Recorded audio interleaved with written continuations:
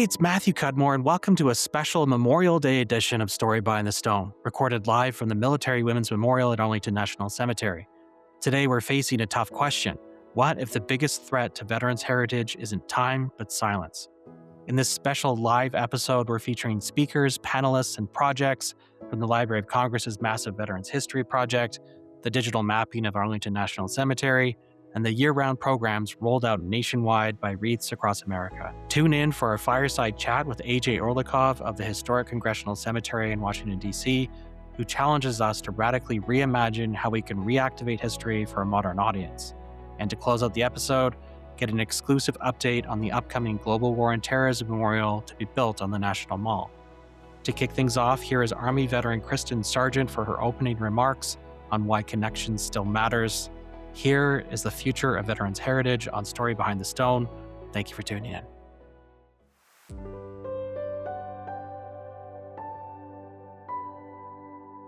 It's rare that you run into someone with a level of kindness and introspection that you do with Kristin, and it's a real honor to have her here today. So her career has been defined by service leadership and helping to modernize the military through transformative technology.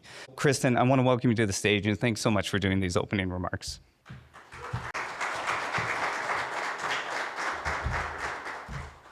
So in early October 2006, I had just transitioned out of my last air defense artillery assignment, and I had become a new proud military spouse. My husband was deployed to Afghanistan with the 10th Mountain Division, and he was about 7 months into his deployment when I received a phone call. Hey, I'm going out. I'll be with Doug. It's gonna take a minute, but don't worry, I'll call you when I get back.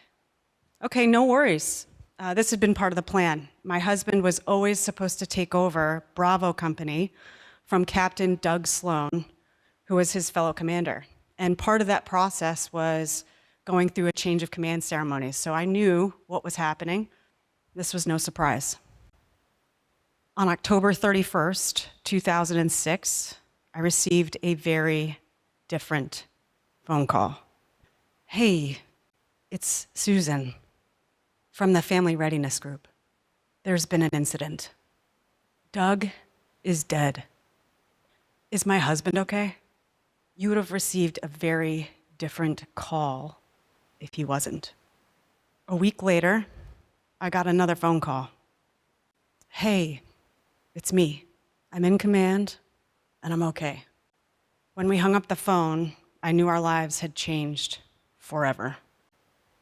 Now, several years later, my husband and I were stationed in Virginia. He was at the Pentagon. I was fortunate enough, I had a great job at a big systems integrator, and life was grand. And I had the chance to reconnect with an old college friend, Nick Miller. Nick still attributes me with passing physics in freshman year. But Nick was still active duty, and he had just taken over an immense responsibility at Arlington Cemetery, helping to modernize record keeping and the experience for visitors visiting the cemetery. And he was so excited about the mission and about the opportunity. And then a couple years after that, Nick and I were with his fabulous wife at Arlington Cemetery yet again, only this time we were a part of the volunteer community with Wreaths Across America. And I remember as the three of us were at the cemetery, every time we placed a wreath around one of the gravestones, it was like we were hugging that fallen member. It was like we were hugging Doug. And then this brings me to just 2 weeks ago, when I had the chance to get on the phone with Ryan and Matt and the Memory Anchor team, and we were talking about today and today's event. And they were so excited to show me some of the advancements at their platform and how they could help Arlington Cemetery come to life. And so without hesitation, I immediately said, can you pull up Doug Sloan? And sure enough, there he was on the screen. I could see Doug's service history, all of his medals, all of his commendations, and even more meaningfully, I could map out a path to visit his grave in the cemetery through all of the different graves of the fallen service members. So I am just one person in this room And I have shared with you only one thread from the fabric of my life that connects us to this time and space. From being a military spouse, to 10th Mountain Division, to Afghanistan, to Arlington Cemetery, to Wreaths Across America, and to Memory Anchor, and to Doug. And so what I think is so incredible is how many connections and how much connectedness this room represents. Because really, we're far much more than technology companies or nonprofit organizations or government organizations. What we really are today and always are connection agents, not AI agents. We are connection agents, and it's with that connection that we have the power to make the world a better place each and every day.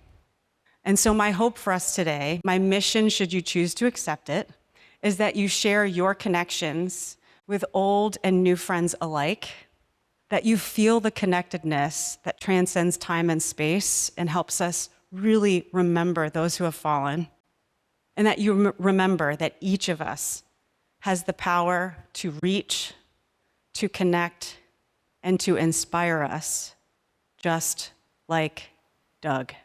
So thank you so much. Have a beautiful day. I'm so honored to be here. And with that, I'll turn it over to Ryan.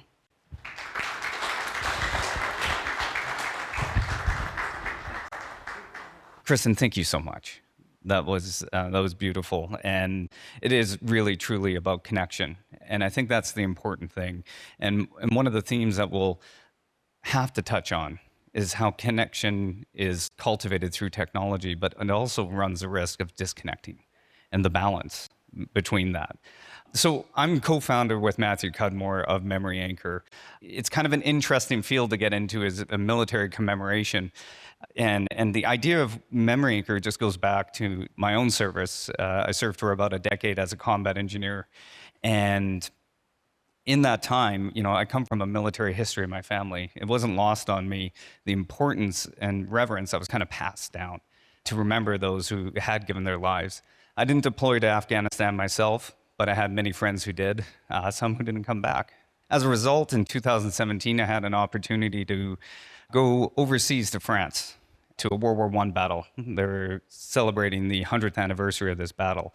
And to do something special for it, I had a flute made out of this wood from that actual battlefield. And 100 years later, this wood would come back, and I played Amazing Grace everywhere, from Omaha Beach out through Juneau into France, Belgium, and Holland, and then for that anniversary. But it was actually in Holland. I was beside a World War II vet who was on our tour, and he asked me to play at his brother's grave, and it was his second time being there. And I spoke with him about it. I played the flute, and I talked to him about his brother, and it just really struck me there as I'm looking over the cemetery with 3,000 of our war dead in there, that, I'm reflecting on the guys we lost in Afghanistan, that the stories, the lives, the aspirations that they had, just the depth of those people. This Willie McGregor, his brother John McGregor, the depth of who he was and how it's not captured on a headstone. And this is where the idea of Memory Anchor came, is how do we connect people empathetically to the lives of these individuals? Because there's so much more than a name on a headstone. We sit in a cemetery, and behind us are almost 400,000 headstones of people who are dedicated to service, dedicated to a better future for everyone. And it's something that needs to be remembered, because there's so much more than just a name, like Doug. And thank you for sharing that story. This is really what Memory Anchor's been about, is creating connection.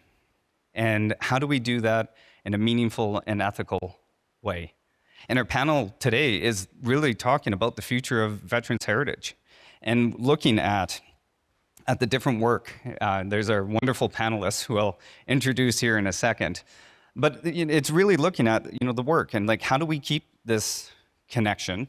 How do we use technology to do that, but also balance it too? And so we have three panelists here today, and I'm going to introduce our panelists. When I introduce you, please feel free to come up. Monica's the director of the Library of Congress Veterans History Project, and oversees the largest oral history archives in American history, and this has collected over 120,000 stories. Yesterday, we had the opportunity to go to the gala, and it was absolutely amazing. It was celebrating the 25th anniversary. And what really stood out to me is there was these mind-blowing artifacts. And there's written notes from POWs on soup can labels. Each one was so captivating, but what actually stood out to me more was the volunteer that stood behind it and just how connected they were to the story itself. And I talked to many of these individuals, and what really stood out to me is I asked them, like, what's the highlight of what you do? Each one of them said, the opportunity to sit with a veteran and just witness and hear their story. And Monica, you just have to be so proud of your team. So Monica, I'm going to invite you up. Please give her a round of applause.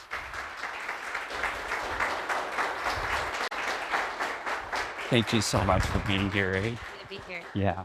Our next panelist is Nick Miller. So Nick is the CEO of Pellucid Networks and the former CIO of Arlington National Cemetery and the former advisory council of Arlington National Cemetery. And you heard Kristin talk a little bit about some of the work he did in modernizing the records. To this day, he laid a foundation for what is possible with this technology. When I was standing in that cemetery, and I'm like, how do we commemorate these soldiers? We got to do it different. Nick, 10 years ago, figured that out. And he's been doing that. He has laid the foundation and is truly a pioneer when it comes to applying this technology in a meaningful way. And he has helped millions of people get to the headstones, whether that's here in Arlington, and bring those stories in that meaningful and empathetic way that we were talking about. So I want to welcome Nick up to the stage. There you are. I was looking for you. Thanks so much, Nick. Okay. Amber Karen, she's the director of communications for Wreaths Across America, and she's been with them for 19 years. There's a time where Wreaths was laying 5,000 wreaths alone. Last year, 3.1 million. And can you imagine the infrastructure and the mobilization of volunteers in order to get that done? We've been talking for a couple years now. And one thing that really sticks out to me, and I think is so important about Wreaths' work, is, and I was talking to Edward earlier, it's about witnessing. It is an experience that when we witness someone who's given their lives, or someone who knows someone who has, or even a soldier themselves. I used to do addiction counseling, and when I worked with people with trauma, sometimes the most valuable thing we could do wasn't to fix anything, but just to simply witness. You introduced me to some Gold Star mothers yesterday, and I was trying to hold it together because I just can't imagine what that's like as a parent myself. You do so much more than just wreath laying, which is so important because it's a ritual that happens every year, and it remains in our consciousness all across America because people are doing that every year. It's a tradition. You are witnessing and healing in the work you do. So please, a round of applause. Amber, thank you so much again for being here. Okay, I want to hear from each of you. You're leading these different initiatives, nationwide initiatives. You started these things, you continue to do these things. What is that inspiration? What is that why that has helped you to continue to do what you do? We'll start it here with you, Monica, if you like. Good afternoon. I'm so happy to be here with you. And I think the why for me is that moment you're talking about that I think we've all witnessed when the veteran that we're working with understands that what they have to share is deeply important to the person who has stopped with the seriousness of purpose to listen to them, and they share what they want to share. And then, sorry, it's a little bit of a long answer. The second part of that is because what we do is try to connect individuals who have served with those who have not served. The whole point behind the legislation was to get that conversation going. So the ripple effect goes out from there. And so I'm really fortunate at this point, we're at 25 years. When they started talking about the project, they were talking about it being a living history. And what they meant was, I talked to you and you're alive and now we have it and you're like a book on the shelf. Only that's not how it works. At the Library of Congress, we serve those collections to researchers and users, to people making choreography, to people doing documentaries, to members of Congress who are looking for a way to connect with their constituents, to family members who are trying to learn more about a fallen family member that they didn't know, and they can go and find someone who lived a similar experience. So the why for me are all those moments, and it changes every year. And this year for me, it's that understanding that it's no longer a living collection because you're alive and we have your story, but because even when you pass away and we have your story, for generations to come, people are going to be using that story to understand, to inform, to inspire, to connect, to grow. And then when that happens, because I'm lucky to be at the Library of Congress, that thing that gets made also comes to the Library of Congress and then also informs and also inspires. And it's this incredible cycle that's like, you have the sun, and I always thought the sun was there and then the planets went around it. And I just recently learned, no, the sun is going like this, and the planets, it's like a spiral moving through space. And that's what's happening with these stories. They're at the Library of Congress, spiraling, moving through space. So that's my why. Beautiful. Thank you so much. Nick. Yeah, first, thanks for having me. When I think about my why, I go back to early days in officer leadership, and one of the things I loved about the Army is it produces great leaders, right? And it was about service to nation, but then at the end of the cadet creed, and something that we always said was, I will never leave a fallen comrade, right? And I think commemoration is kind of that tribute of how you don't leave a fallen comrade. And so as a career technologist, right, I've always been in the technology field. My job was to provide technology to ensure we don't create fallen comrades. But then when I was assigned to Arlington Cemetery, and we had this great challenge of how to modernize the cemetery and how to digitize it that Ms. Condon said, it was all about this idea of like, we owe it to the people who have given their life to hold ourselves to a high standard as leaders. And then I think that you take it the next step to, and then how do we inspire that next generation to serve? Because this nation is great. I'm living proof. I have 2 girls. Everything about the life we have here is great. And it is not free, and it does not self-sustain. It sustains because we vote to self-sustain it. And one way to self-sustain it is by teaching that next generation. Thank you, Nick. Well said, Nick, because that's exactly it for me as well, is the teaching the next generation. And I've had the honor over the last almost 20 years to meet so many Gold Star families. And I'll be honest that before I started my work at Wreaths Across America, I did not know what that meant. I did not grow up in a military family, didn't know those terms, and I now consider many Gold Star families to be some of my dearest friends and extensions of my family. Over the years, I've had the privilege of standing in line, talking to strangers, and learning their story of their loved ones who are laid to rest, and learning about their lives. And I think for me, as we continue to move forward, we want to focus on people's lives. Why did you choose to serve? What baseball team did you play for? What did you do growing up that encouraged you to continue to persevere for this country's freedom and to put on our nation's uniform? I don't want to hear about their deaths. But being able to come into cemeteries, we have the opportunity to take children by the hand and to basically teach them about our nation's history in a very interactive, live way. And if that encourages somebody to then want to interview a veteran and then share their story, I know that happens. I know we've had firsthand accounts of, we have, volunteer location coordinators that are teenagers who have interviewed veterans for our service learning project, who we've encouraged to submit to the Veterans History Project. It's important for people of all ages, but kids especially, who might be so removed from war. I have a 17-year-old and a 19-year-old. They were not born when 9/11 happened. They're very removed, even though with what I do, with what war means and what it means to serve this country, as many of their friends are. So I think we have these opportunities now to introduce youth to our service members through these different programs. And if we can get them in the cemetery and not be afraid to go into a cemetery, then that's a win in my mind. And I love hearing that because like, as you see that why, what we're hearing is, again, about it's that connection, it's that remembrance, it's not leaving that person behind. And there's a continuance to that.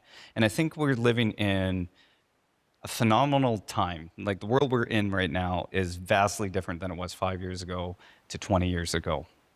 And in that, with technology becomes opportunity and balance, as we were saying before. I was thinking, what is the opportunity, though, currently, when we look at using technology in the work that you're doing or foresee in Veterans Heritage and commemoration? And I'll leave that to anybody who feels like they want to tackle it first. So I'll give you a couple of thoughts on this. I've always viewed technology as an enhancer to the human connection, right? And, it's hard to kind of put a ROI on that in that sense, but two kind of recent interactions have helped me think of how you can think about that. The first, I actually was posted on LinkedIn that I was at West Point, and one of my colleagues slacked me because we were on Slack and said, "My grandfather's buried there. Can you grab a photo of his headstone?" And I said, "Well, yes, we're not going quite yet. I'll be there later today, but you can actually take a look at his headstone online because the West Point Cemetery is now using the same technology that Arlington Cemetery is using." She wrote back, "My mother and I are crying," right? And so, I mean, if you think technology doesn't have the power to create enhanced views and then augment the experience in ways we never imagined, like that's the upside I think that you're trying to get to. The other one actually was, I'm a religious person, but I don't speak. But I was down in North Carolina, and I just moved there. We just moved our family out of Arlington, Virginia. It was a little bit tumultuous, right? Big change the first time. And I had dropped my car off at the Mazda dealership. And the old man who drives the car from the Mazda dealership to your house, he says, "Where'd you come from?" I said, "Arlington, Virginia." He said, "Oh, I was just at the cemetery. My uncle's buried there. They have this great app that took us right to my uncle's gravesite." And I was like, "That's so cool." And again, it's like you really are touching people. And what pulls it all together is, when we first stood up the cemetery, we got called from Gold Star's mothers, and they were saying, "Miss Tillery, my son Joshua still doesn't have a headstone."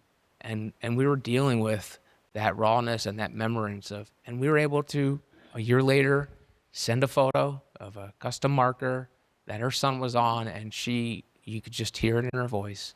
"Thank you for honoring my son's memory. Thank you for delivering." And it's never going to be closure, but it's healing. It's another step in the journey. So it's just, I think there's so much upside to technology if we use it in the right way. And hopefully those three stories help share a little bit of how.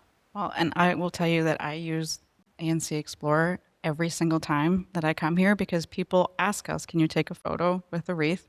And you spend the whole day going on ANC Explorer, making the path to find it, and it matters to people. It truly matters to people. I have had people that for 10 years, I send them their loved one's picture every single year, and every year they say, "You just made my holiday." It matters, and because they can't be there. So if it's the opportunity to bring somebody virtually who can't physically come, it's important. I have 2 points to attach to what you said. In my family, on my mother's side, an Irish branch had 3 generations of service in the American Army. And an Irish cousin was here a couple of years ago, and I didn't realize that one of our family members was at Arlington. And he came, I wasn't in town, and he and his wife and his daughter went and took a picture and sent me the picture, and I was somewhere else in the world, and I didn't even know.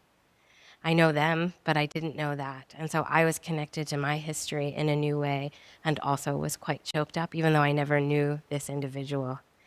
I think, too, technology, you're getting to this, I think, which is both sides of the coin, right? So I'm going to talk about the good side for this. I think One thing that we have witnessed when the Veterans History Project was started 25 years ago, we called it cybercasting. We didn't even call it webcasting. I feel like such an ancient person to even say that in this room. You know, there was all this excitement at the Library of Congress. We're on the cutting edge. We're cybercasting this. And it's true, we were. The push at the time was so huge. Get the stories, get the photographs, get the letters, get the things, get them in, get them up really, really fast. Now we're looking at that. But before we get to that part of it, many years ago, I've been with the project for about 20 years. I've been the director for about 4.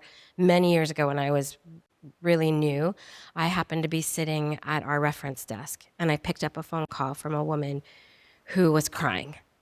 And she wanted to know so much information about this one collection, and I didn't know the collection. I think at the time we had something like 80,000 collections. So I'm asking her questions, and I'm listening, I'm witnessing. We go through, and I'm showing her on the phone. I'm literally on the phone. I'm showing her verbally how to get through the website, you know, this newfangled thing, and how to navigate to figure out what the deal is with this collection. And it turns out, as I'm digging deeper and deeper, it's a collection of drawings and images that a veteran took of other veterans. And she was encountering the face of her grandfather kind of for the first time through this collection. And then through the collection, she was encountering his experience because she suddenly had a raft of names of people that he served with. And so she could go and start to piece together more about him than she'd ever known. And I think that's really, back when they started the project, the legislation was so prescient. They talk about successor technologies. They didn't know 25 years ago what we were going to be dealing with today. But that was so prescient, and we've all had the chance to experience that power, and it really moves the story forward, and it brings it to where we are today, and it gives us hope for where it will be for tomorrow.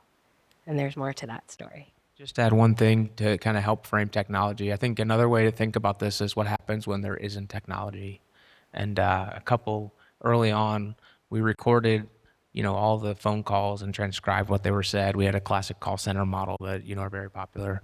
And one of the calls was in frustration.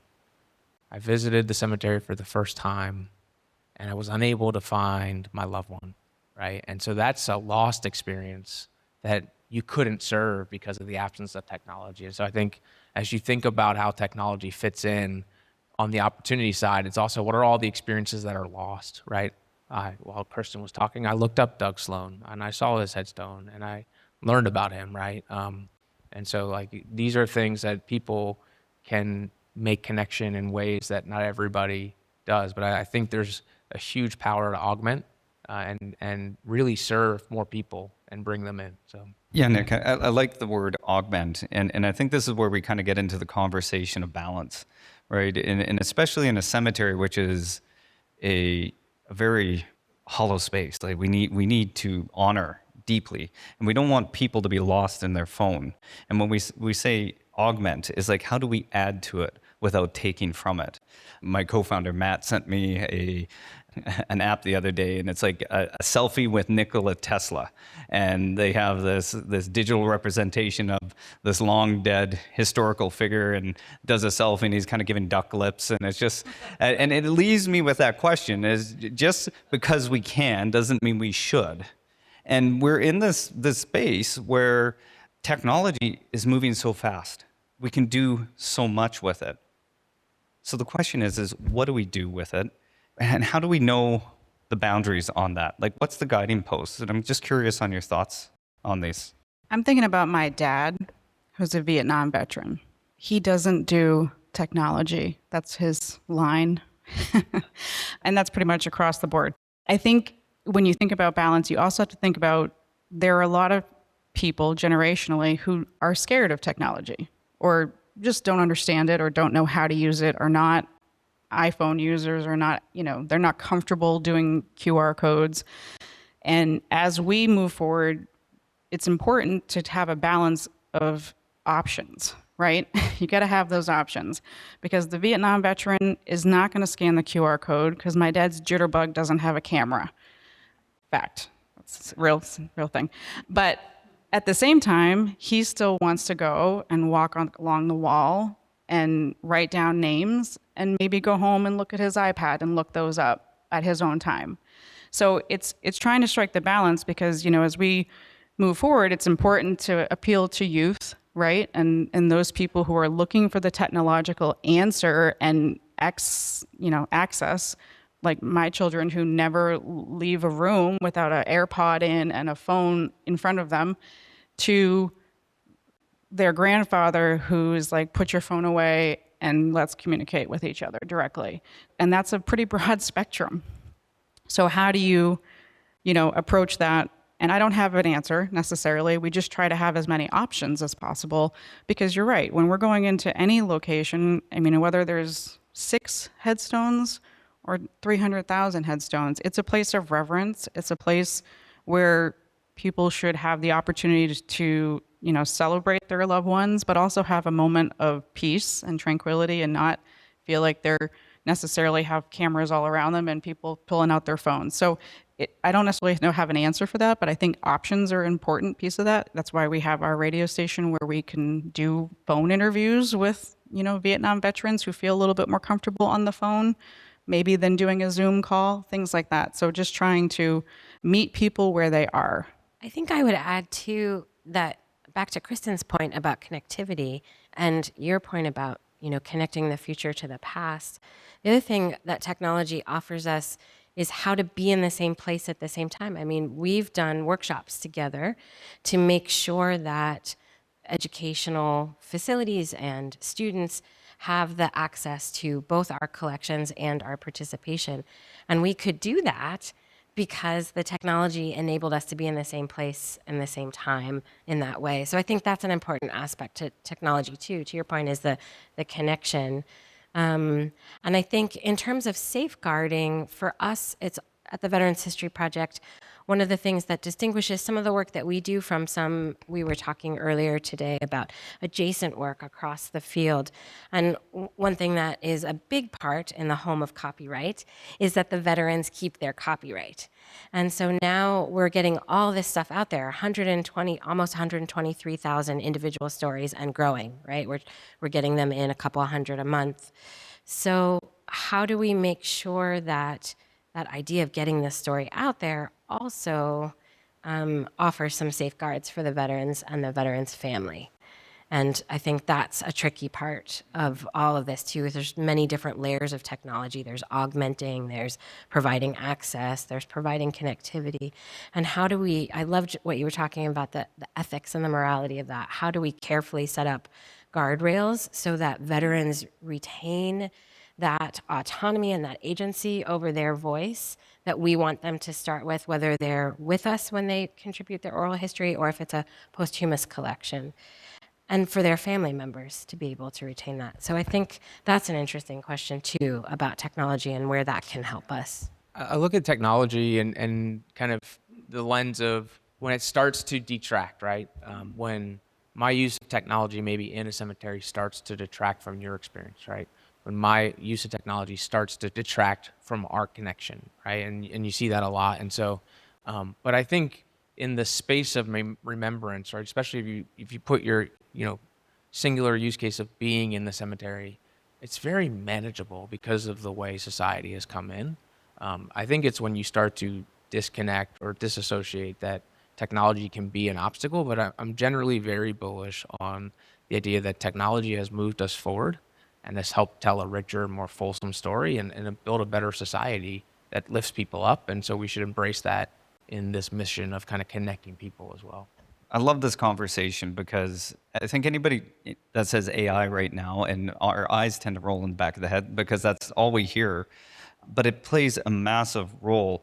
And for example, there is a group, they've taken the stories, like the oral history of many bomber pilots, and they've been able to put this through this large language model. It's not pretending to be one of them, but it's allowing people to talk, and it's pulling the information from that. What are your thoughts on that, and when would it become perhaps problematic? One of the things that's so important about the role that the Library of Congress plays as your library, as our nation's library, is you can go there and know that you are getting unmediated, authentic primary source material. And you are getting to the root of it. I think that's a really great thing because, to your point, it creates this bridge for people to be able to interact with something in their time and in their space. So I think the challenge for something like that would be to just really be 100% careful about what the framing is around it, to really make sure this is edutainment, not authentic, to really make sure that there's all kinds of caveated language around this. I see it with my kids. I'm constantly saying to them, what's the source? What's the root here? And I think that's a really important part of all this. And then obviously the second part for us is it okay with the veterans? Is it okay with their families? And we've seen, where some of these smart models can really cause problems. I'll give you an example. Large, very popular, I'm not going to name names, cable edutainment organization did a huge feature on VHP a few years ago that was very well received. They did it through broadcast and they did it through online. It was not cybercasting. It was not that long ago. We had wonderful vignettes of, moving veterans that we could all connect to. And they had some automated system for what the advertisements would be that ran in the margins. The advertisements were so insulting to the veterans' families. We had them calling us and telling us, please, please disassociate this. They didn't know, of course, that it was automated. It was kind of new for that to be happening. We didn't know enough to have said this should be part of our process for when we agree for something to be used. So in that vein, I think there just needs to be super careful framing and sourcing and a way for people to get back to the original voice. Okay, this is great. This is an aggregate of 50 people. That's awesome. I can ask this person questions. What if I want to hear the original unmediated voice? How do I get to that voice? I think that would be really important. And I think what I'm hearing there too is that connection to the original, and it comes back to that connection. So then what is the guiding posts from, what is the value? What is that guiding intention as we look to the future of applying these technologies? What would you say is the most important thing? I'll bite. There's a huge push on the customer experience, and in any very diverse set, you're going to have a diverse set of customer experiences, right? But I think one of the upsides of something like AI is you can start to almost personalize the experiences much faster, right? The downside in the world of AI is if the information isn't readable, you could actually lose it, right? And so it's got both sides, but I do think more personable, more tailored experiences are going to help make that connection better, right? And I would just encourage everybody as they think about use cases for it in this space, how do you help kind of distribute the good word faster with AI and get it out to the children who, they're using these technologies now, right? Like in every day, this is kind of the natural language interface, and it's going to move off the screen and into your glasses and into your ear pods, and we have to be able to tell that story, how people are accessing it. I was just telling earlier, we're producing kind of an AI guide for volunteers that kind of talks through different prompts and things they should be thinking about if they're using AI, because people are going to use AI regardless if we give permission or not. And as an organization that's national and has tens of thousands of volunteers who are, utilizing our brand, it's really important that we provide some guidance. And we're trying to help educate people to make good decisions and make sure that they are getting multiple sources. If they are sharing anything that's, personal stories on the local level, we ask them to get permission from the families. And we can't guarantee that everyone's going to follow these guidelines, but having them there gives a little bit of permission, I guess, to utilize these tools that are freely available to everybody. So we're just trying to put some guardrails around it as much as possible so that people are thinking about those things when they're writing in their prompts about what they want to put for their event on Facebook, to make sure that we're staying in line with the authenticity and the factual information that's available. This is really interesting to me, and Amber, I think you bring up something that's important, is people are going to try fill in the space. Like, and we see this, and we see it with civilian. Different companies are using AI where you can upload a picture of your relative, upload some information, and then have a conversation with your past uncle or mother and stuff. And people feel different ways about that, but they're filling that space. And I think what you've done there is a little proactive in terms of, like, people are going to want to use AI. So how do we offer them that tool, but have it injected with those values and those pieces? And I think that's an important piece. Was that something you were thinking of? I mean, we're seeing it already. So we're actually kind of reacting to it. I mean, I'd love to say that I was that proactive, but we're reacting to it a little bit because, we're seeing things that are coming out there that are just total left field, that have nothing to do with the brand or the mission. And it's good intention. I mean, nobody is purposefully going out there and trying to mislead people, but unfortunately, sometimes it's misinformation that they're pulling from AI. So we're just trying to keep up with it and provide some parameters. I mean, doing the best we can at kind of from a reactive standpoint. I think anybody in the world today is being in a reactive standpoint. It moves so fast and it changes so fast. What's the blue ocean view of the future with this stuff? What do you see it would be the ideal application then? I would love to see it someplace where you can look up any person who has served this country, learn about their life, but and know it's fact, and know where you could go visit their grave. I mean, there's a lot of pieces that have these different tools, but I am using Find a Grave, I'm using ANC Explorer, I'm using so many different apps on a regular basis to make sure that we have the correct information about each individual person.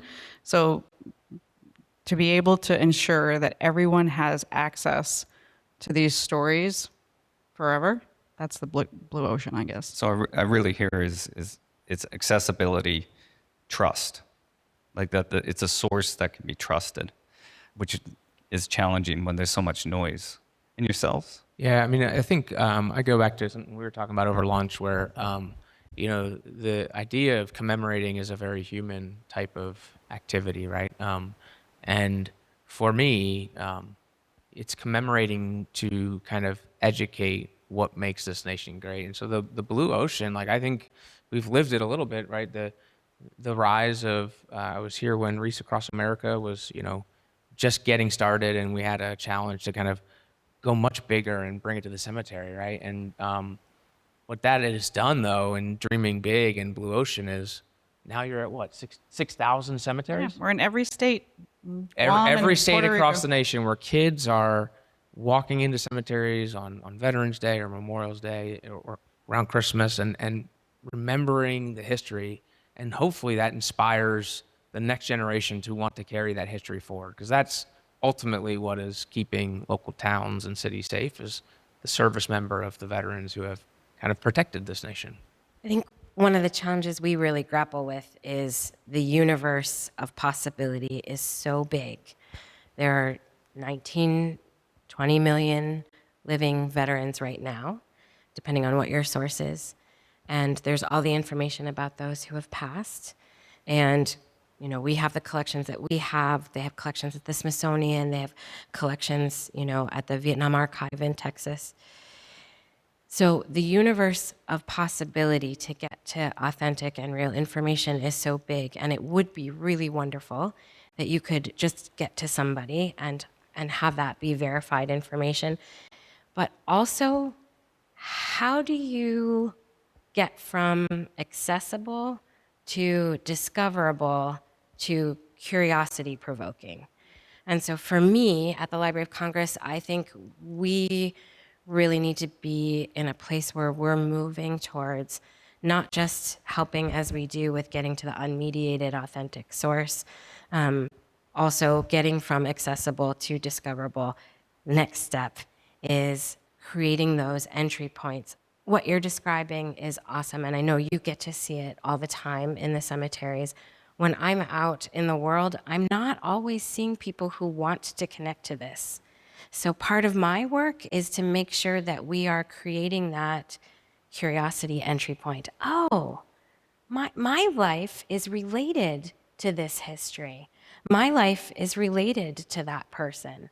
So getting back to that whole point about connectivity, a lot of what we do is about trying to create that thematic content curated through line, because otherwise the universe is millions of people who have amazing stories that we should all hear, and we don't have time to hear them all. And the reality is that we are here in an echo chamber of people who care about this, and there's a world of people out there who should be caring about this. And the real opportunity in some of this technology is to create those through lines, to create that access point to curiosity. So my blue ocean is too ambitious for this conversation. I love it. I love it. You know, and as we're hearing you talk, and I think, you know, Nick, as you said, is the personalized, and it goes back to what Kristin was saying right at the beginning. It's about connection, and it goes to what I was hearing your volunteers talking about is, you know, they're empathizing, they're witnessing, and Amber, same thing. When you're working with those Gold Star family, there is something technology will never be able to replicate, which is the authentic connection, but it can foster it, it can support it, and the boundary would be if it's ever getting in the way of the connection. The authenticity is what I'm hearing. I so appreciate this conversation. I'm going to turn it to the audience for a second here if there's any questions, but is there any final comments any of you wanted to make before we turn it to any questions from the audience? I really enjoyed the Library of Congress Veterans History Project event last night because you did a really good job with the 25 stories. I thought that was so manageable for my brain. And it was just such a great representation of all of those people who have served across 250 years, because it was really, and if you have not been, I highly encourage you to please go take a walk around the Library of Congress and see the work that they're doing. It's pretty incredible. That's so kind. Thank you so much. It's your library. So thank you for being there. Please come. And I guess just thank you to my panelists. What an engaging conversation today. Great, thank you. Before we give them a big round of applause, I do want to give an opportunity for any questions from the audience here. Any thoughts, anything that stick out to you, anything that you learned and maybe have a different perspective on just from listening to the panelists? I wanted to make sure that everyone knows how to access your projects. Nick, I think we have some ideas on how to find your things. Yeah, I mean, ANC Explorer, I walked through the visitors lobby today, and it's right there. It's next to the honoring the World War I unknowns, which is like, it's still a pinch me moment that we were able to kind of do something and have that out for, I mean, if you walked in today at any time, there are just buses and buses of kids that the cemetery is able to teach. And so arlingtoncemetery.mil, I think, is still the website, or you go in the App Store and search ANC Explorer. But talk to Dan in the back, talk to Ms. Condon in the back. It's great. It's very easy. You go to the Library of Congress, so www.lsc.gov/vets, VETS, and just dive in. Really that simple. I didn't actually hear your question, Matthew, but thank you I got the point now. Wreathsacrossamerica.org. We're literally in every community across the country. We have some volunteers here today. Every single location is run by volunteers. This is truly almost 100% volunteer organization. Encourage you to get involved in your community and find a cemetery near you. And Wreaths Across America Radio, for those, that's why we want to use microphones, because Chris is here and Wreaths Across America Radio is streaming this, and we are trying very hard to capture those stories and share from, we do a podcast with the USS Missouri out of Hawaii, they have an archive of DVDs of service members who were on the USS Missouri and who were no longer with us. We took those DVDs, and now we have a podcast sharing those stories of these World War II veterans in their own voice. So that's an example of technology that is, maybe not as fancy, but streaming radio is still pretty cool. And so we're trying to keep those stories alive. So encourage you to tune in. And we have a lot of great partnerships, including with Memory Anchor and their podcast as well. So encourage you to take a look. It's now a cybercast. Right. I don't even know what that means. Cybercast. I like it. We're bringing it back. Right. Well, I want to thank each of you for taking the time to join us here, but even more so for just continuing the work that you do. I'm a firm believer from generation to generation. The analogy is always to hold a torch of remembrance. And I think we're in a time and a space where that torch can become even brighter, as the fear is always that it will go out. And with people like yourselves committed to this work, it could never go out. So thank you so much for everything.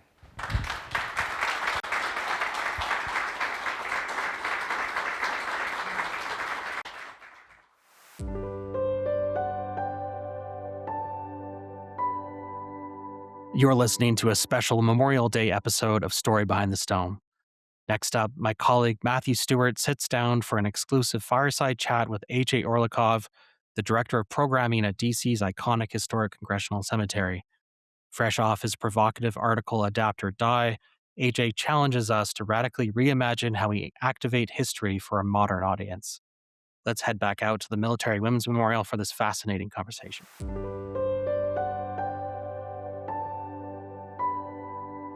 Good afternoon, everybody, and thank you for joining us for the fireside chat. We might be lacking a fire, but with the weather we're having, I think we can use our imagination. Thank you for joining us today for this very special live edition of Story Behind the Stone. We're very excited for you all to be here with us. Whether you're sitting with us here, live in the room at the Military Women's Memorial at the footsteps of Arlington National Cemetery, or listening to the podcast later on via Wreaths Across America Radio, we're really happy to have you along with us for this conversation today. Today, we're tackling a challenge that sits at the very heart of public history, museum education, and remembrance. The question we're tackling is how we keep the legacies of our veterans alive in this fast-changing modern world without losing an ounce of the dignity and reverence they earned. Today, our guest is uniquely qualified to help us answer that. He's a public historian who has spent his career humanizing history. He has served as an educator for the Hampton Roads Naval Museum, a lead education specialist for the National Museum of the United States Army, and today he's the director of programming at Washington, D.C.'s iconic historic Congressional Cemetery. Recently, he published a provocative article for American Cemetery and Cremation titled Adapt or Die, where he challenges all of us to rethink how we engage the public in sacred spaces. Please join me in giving a warm welcome to A.J. Orlikov. A.J. Thank you, Tony. Yeah, and thank you so much, Matthew, and thanks to everyone at Memory Anchor for having me. And really just want to compliment the amazing panelists we just had, and just your work on the panel and your introduction. Everything was just so wonderful. So just thanks so much for the work you're doing. It's incredible. Yeah, fantastic. Thank you. So I guess to get us started, context is key.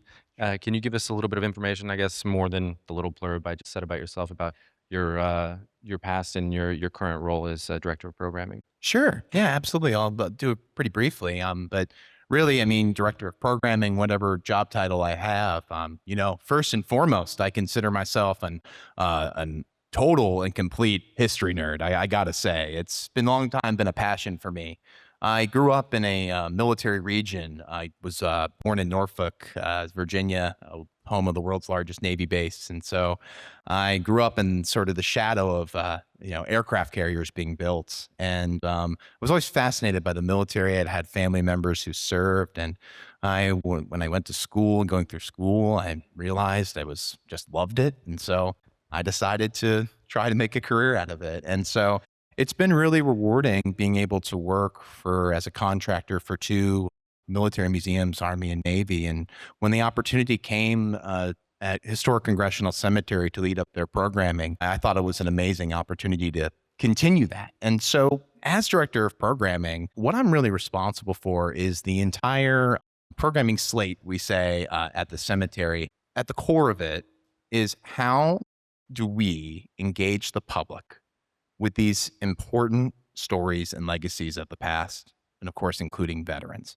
How do we present that to people? How do we present the cemetery as a resource for people to come to, engage with, and get something out of it? And whether that's for history or another reason, that's what I do. I make sure that the living people that are coming to the cemetery are coming there to have a rewarding and fulfilling experience, and for whatever reason that brought them there. Thank you.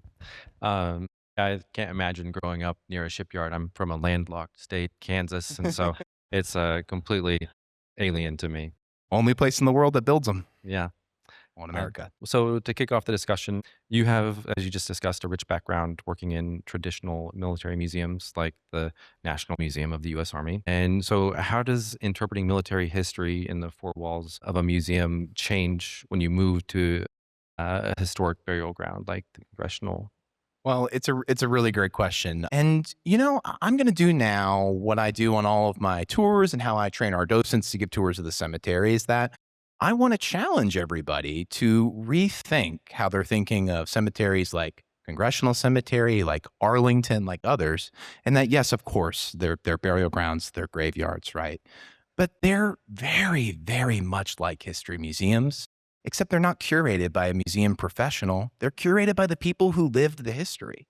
And so when we're going through there and we're unlocking the cemetery's resources, historic resources through our methods, through our programming, through our interpretation, in doing that, we really much are treating it like a museum. And I'm a museum professional, right? So of course, that's how I'm going to treat these. I view the graves almost as these portals into the past. It's this window that we can open and we can explore and we can understand and we can challenge ourselves. And I just relish.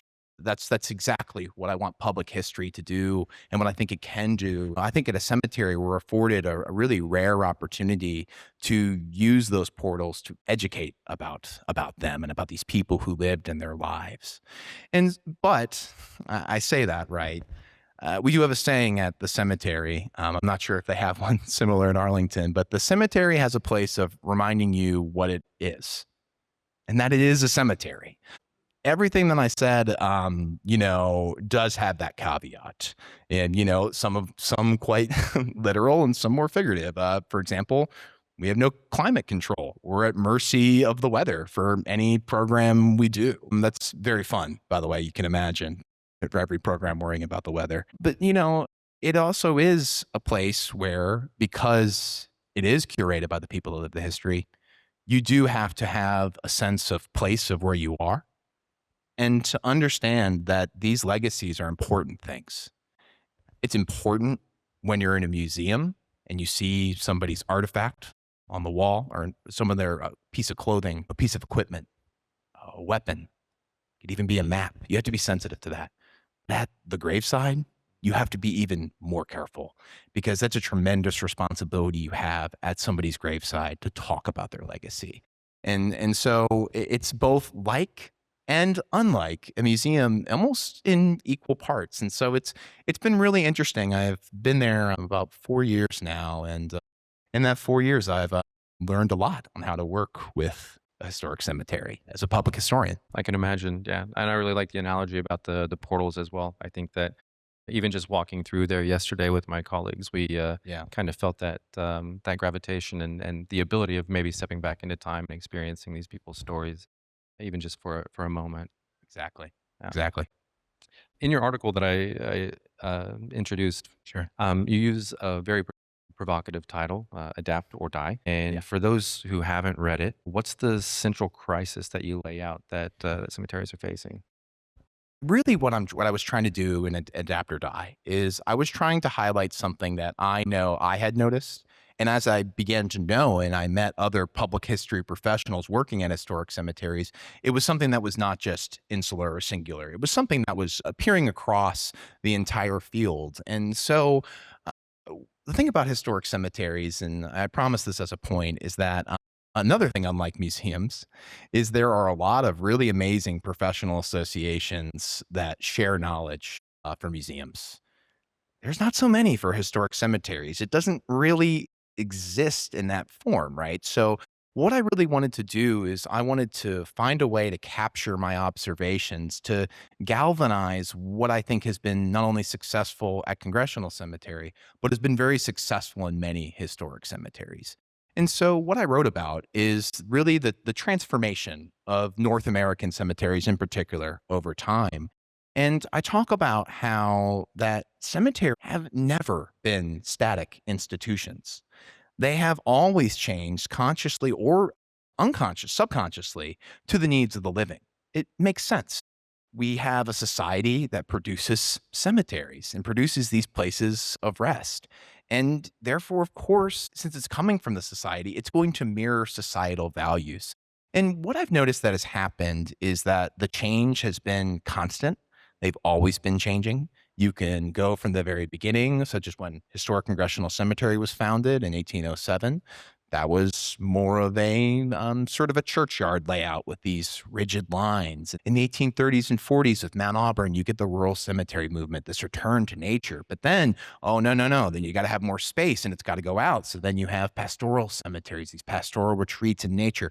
But then in the 20th century, it changes again and you get a lot of cemeteries that are more lawn park style, where these really pristine cuts and these graves and these a lot like Arlington is, even though it was founded earlier. And so really what I wanted to do was just really highlight that this change has always been there, and what's driven it are the cultural values that society has. And I noticed something troubling. What I found that was troubling is that, of course, we know throughout the 20th century, infant mortality was a lot lower. Death becomes a lot less present in people's lives. You go back to the Victorian times, their public expressions of mourning are so vivid to us. They wear black, they stop the clock at the time of someone's death, and they, and visited cemeteries. They were places you visited and activated and picnicked in because it was urban green space and all of those things. And, I really found, though, is that death, as it became more absent from people's lives, which is a good thing, right? Of course it's a good thing. Now, you don't have every child, one of every two children, I think in 1750, was dead before the age of 12. It's hard to imagine for us. And so I think because of that, you see the rise of the death care industry to compartmentalize death, to take it away from people's reality. And so death becomes this thing that's not experienced as often. And when you do experience, it's compartmentalized within the funeral home and within the cemetery. It's not a place you visit anymore. It's a place you go, you bury your loved one, you cry and you're sad. Maybe you'll visit occasionally to remember them. But they became these more insular places. And this isn't true universally. There's some cemeteries, particularly Arlington, has always been so activated. But really what I found is that we're at a moment where we need to go back to what the Victorians were doing. And that is to activate the spaces of death, to be more aware of them, to learn the history, to learn the narratives. And in doing so, again, one, we're honoring veterans, we're honoring the past, but we're also making our lives better by learning about them and also being a little more in touch with death to inform how we live our lives. And so I think that gets to the crux of what I was saying, is that many cemeteries are changing. Congressional is one of them. I'm proud to be part of that change, but many, many other cemeteries have made this choice to have active programming to serve the living audiences that are part of the communities. And what I'm very afraid of, and what I was trying to write about, is not every cemetery is doing that. And I do not want to see cemeteries become these insular places nobody goes to, that nobody learns these stories in. And so that's why I wrote the article. And talking about that attraction of bringing people, I guess, closer to death, in your article, you emphasize today's cemetery programming specialists need to adapt to postmodern audiences. How do you define a postmodern audience, and what are their expectations when they step into a cemetery? I promise this is not going to be a diatribe on postmodernity. We've all had enough of that. But just to briefly explain it, is that this idea of modernity that really comes out of the 20th century is this idea that everything can be knowable. Knowledge can be compartmentalized, it can be captured, it can be actionable, and it's this great thing, and you write the book on this person and it's done, and that's the last word, and everything's knowable, and we can master it. And part of that, is a lot of other things in the 20th century spring for that. But in the postmodern thought, which just really comes into vogue, I think, more in the 80s and 90s, and we're definitely now in the postmodern age, is that it's kind of a thing where not everything is not knowable, and that there is some ambiguity and there is some subjectivity. And instead of these grand sweeping narratives, There's some pastiche to it. There's a little more lightness to it. There's a little more creativity in how people want to be engaged. And so that means, of course, the postmodern audience is very much different from what the modern audience was. And cemeteries and museums have often been built still for the modern audience. The postmodern audience, which is particularly skews younger, we're still in sort of the transition, I think, fully. But really, that means that they're increasingly online, increasingly engaged with digital means. The postmodern audience is one that maybe doesn't need like neat and nice answers. They don't need these sweeping grand narratives. They're just looking for meaning and authenticity. That's a word that our panel said earlier a lot. And I think that's a really powerful word because right now, the postmodern audience, society is so ephemeral.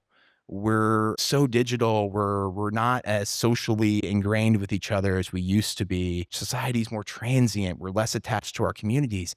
And yet at the same time that we're increasingly online, I feel like audiences are crying out for something more authentic. They're starved for these experiences. So I really think that provides public historians, and particularly public historians, cemeterians like myself, a real opportunity to jump into there and provide something authentic for people.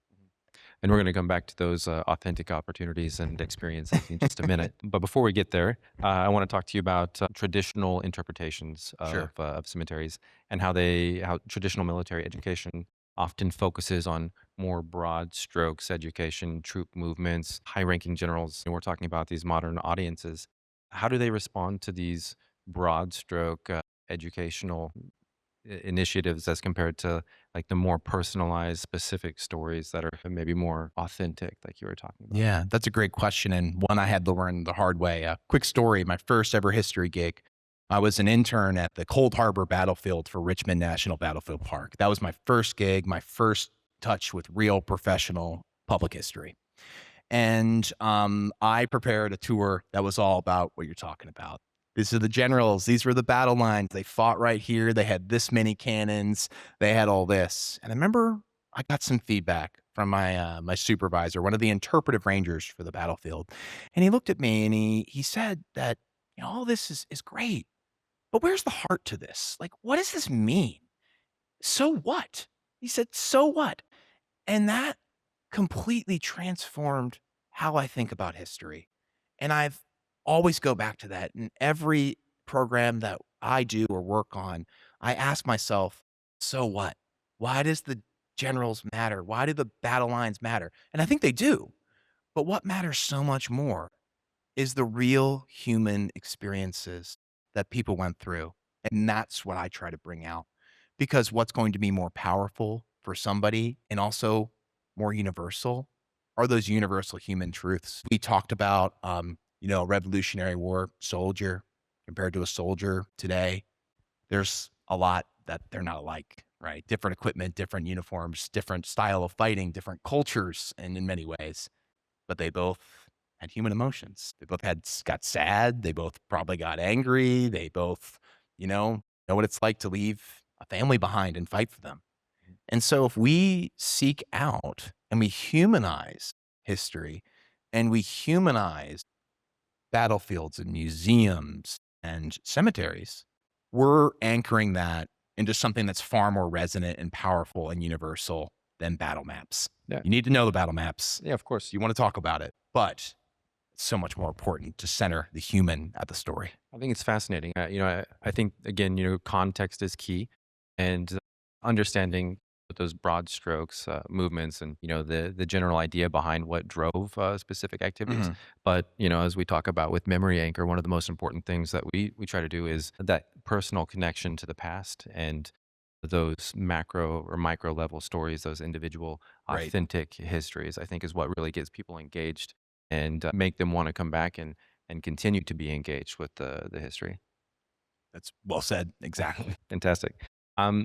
And kind of sticking with the military and the conversation there, we live in an era at the moment where fewer Americans personally know veterans. And I'm curious as to your perspective, but how do you think historians and interpreters adapt there methods to address this disparity? And what role do you think cemeteries play in bridging that gap? Yeah, I think we really are kind of, I don't want to say a crisis, but it's certainly something that everybody involved with military interpretation, public interpretation needs to know. And that the military actually have the least representation in the military per capita of the population since we've had in the interwar period between World War I and World War II. We have about 5.2 people in uniform in the armed forces active duty per 1,000 people. Again, that's very low. Makes sense, right?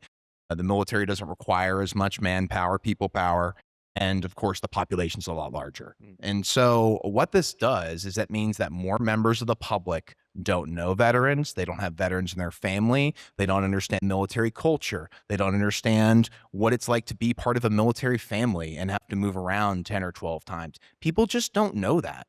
And so that type of thing makes our jobs even more important, and I think makes some of the things I'm noticing in the field just really important for us to be aware of, that, people don't understand. And I think in this audience, we all agree they should and they need to, because it makes us, it show up more for military families. It makes us show up more for veterans and to help remember them, and because they deserve it. So that's definitely something that I think is we should all lean in on and just understand our audience, right? Doesn't know the military as much. Yeah, for sure. And so jumping back a little bit, going back to the conversation that we were having a minute ago about modern programming, your cemetery has kind of famously leaned into some of the more entertaining things to bring people into the cemetery, to get people more engaged. My team and I yesterday, when we were walking through your cemetery, noticed even a significant amount of dogs being walked through there. I think that there's maybe a few different viewpoints on bringing dogs in, for example. But why do you think this transformation was necessary for cemeteries such as yours? Right. And it's a really important question. And really the answer for why there were more unorthodox, untraditional programs deployed at Congressional Cemetery really throughout the early 21st century is out of necessity. Congressional Cemetery in 1997 is the oldest burial ground in Washington City and the first cemetery of national memory. It was on the National Trust for Historic Preservation's top 11 list of most endangered historic sites in the country. The grass was up to your navel. It was dangerous to be in there. There was open air crime, and it was just a really, really not a good place for people to be. And you have, thousands of veterans in that graveyard. And the grass is so high you can't even see their name. And so this was a real crisis. We were really in danger of losing Congressional forever, possibly, and this history gone. But what happened is the community stepped up. It's a really amazing comeback story. And part of that community of these people who started coming to the cemetery for the right reasons, either they had family members buried there, or they were mostly just local neighbors who realized, oh my gosh, we have this amazing cemetery here. Look, we're walking our dog and we came in here and we noticed there's open air crime and the grass is tall, and what can we do? And so what that did, this is really in the late 80s, early 90s, it led to the cemetery being filled with people in the community, and those community members cared about the cemetery. Someone to call the cops on the open air crime, someone to organize the first community cleanup days, and indeed the Canine Corps, which we have now, sprang from that. And so today we do have a dog walking program, but it is not inaccurate at all to say that dogs saved the cemetery. And they're a really important part of our community and our institutional history. So definitely, I think I understand if anyone says like, you have dog walking in the cemetery, that's so disrespectful. That's just so improper. But what I think in the case of Congressional is what's more dishonorable for veterans? Is it having, completely headstones toppled, destroyed, overgrown, dangerous cemetery that nobody visits unless they're there for a bad reason? Or do we want dogs frolicking in an urban green space and neighbors coming and filling the space full of joy for the living and vibrating with life? Yeah. And so that really kind of, that's one of our more notable programs, but really it all springs from the community. Yeah. I mean, honestly, it kind of brightened our visit yesterday as well. It was a lot of fun to walk through there and see the various dogs, and we got to meet a lot of them. It was It's kind of fun. Yeah. And we have veterans that choose to be there because it is Yeah. filled with dogs. Yeah. We buried a few last year. So Yeah. some people seek it out. Definitely. And so, I mean, not only do you have the dog, the canine core, but also, I mean, you host 5Ks, there's movie nights, there's book groups. Do you personally have a favorite initiative that's sprung up, or maybe one that you've driven yourself? Yeah, so we are very much known for our, again, more untraditional, unorthodox programming. But again, it's not just congressional. There's many historic cemeteries that are now choosing to, again, populate the spaces for things for the living to do, Ks, historic tours, walks, and things like that. But particularly, my favorite program that I get to work on is something called Soul Strolls. This is live, outdoor, immersive, historic theater. Say that 5 times fast. In the outdoors in the cemetery in October. So we have actors playing we call them interred residents at their graveside, and they give interpretational, educational history vignettes. This is and it's a walk in the evening where a guide will take you to each stop. And so you get this curated history experience where you can learn you can learn about the legacies of these people that are buried there. And what I really love about it is that it's exactly what I relish it as a public historian, because people come out and they think they're just, oh my gosh, we're going on this haunted walk in the cemetery and we can have a beer and we're there to just have fun with our friends. It's not that at all. This is a history lesson. I've just put some sugar in the medicine to make it go down easy. And I'm very proud to say, we serve 2,500 people every year with Soul Strolls. It sells out every year. And we're able to fill the cemetery with thousands of people who otherwise might not have been there to learn about veteran history. And, your programming is holistic. You come to a 5K, you come to a movie night, you come to Soul Strolls and you have a good time. Maybe you might come back and take My American Civil War tour. Maybe you'll come back and visit a veteran on Wreaths Across America, which we're very proud to be doing now. Maybe you'll come back for any other reason, and hey, we're a nonprofit. You might even join us in helping preserve the cemetery. And so the program works very holistically like that. Absolutely. And I think that you're creating a community. And I think that community is at the core of even the revitalization that you talk about, Congressional Historic Cemetery. Oh, very much. The community is absolutely at the heart of what we do. Yeah. Absolutely. Amazing. Let's shift gears just a little bit. I want to talk about the central tension that you wrote about in your article. You wrote about the line between dynamic, engaging public programming and the solemn dignity owed to those interred, especially veterans. And how do you personally define where that line sits? It's a really tough question. I think about this every time we deploy a program. Am I being disrespectful? Am I pushing something too far? Is this not appropriate? And so what I do to anchor myself is that, 1, I remind myself if I'm asking myself these questions, that's a really good thing. 2, sort of what our panel was alluding to earlier, sources, sources, sources. You stick to the sources as a historian.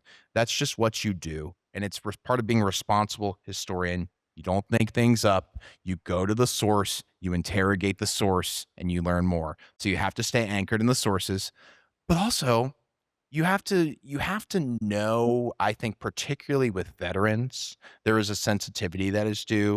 But I think particularly when you have these veteran narratives, talk to veterans, know them. It's not that one veterans are not monolithic, right? I mean, it's not like one veteran is the end all be all when it comes to that, but knowing a little bit about it, engaging with veterans and talking to them and doing things like that will help your moral compass on those things.